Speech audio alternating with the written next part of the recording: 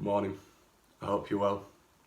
This morning I want to just share a short devotion about our minds and more accurately about the transforming of our minds. As we've been in lockdown, you know, whether you've been working as normal, whether you've been working from home, you've maybe not been working at all, one thing that we've all had is more time to think. We've certainly spent more time thinking and reflecting about the situation that we find ourselves in, and life throws all sorts at us, right? At the minute, you know, it's coronavirus and other things, and it will continue to be other things. And we've seen in our Sunday morning services, as we've been looking at the life of Paul, that he's a great example of somebody who dealt with what life threw at him, and he was able to witness to prison guards.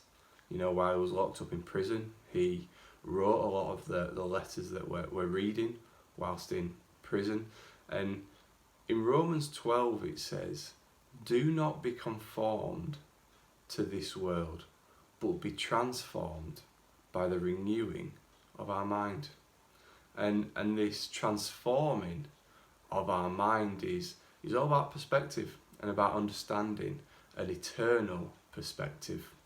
And the Apostle Paul is a great example for this when it comes to perspective, because he lived his life with an eternal perspective.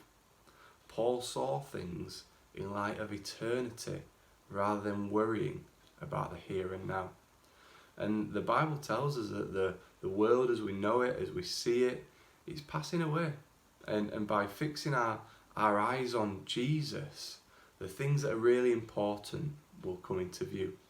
You know, Paul says to live is Christ and to die is gain. He understood that he was created for eternity, and he was created for eternity with God in heaven, and that doesn't come on this earth.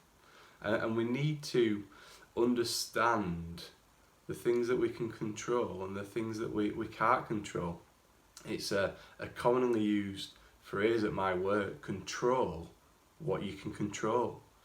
And what it means is don't waste time, don't spend time on things that are outside of your control.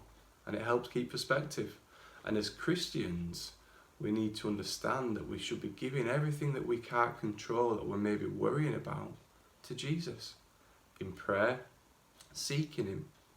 You know, we serve the creator of the world, and he wants the best for us through an eternal relationship with us.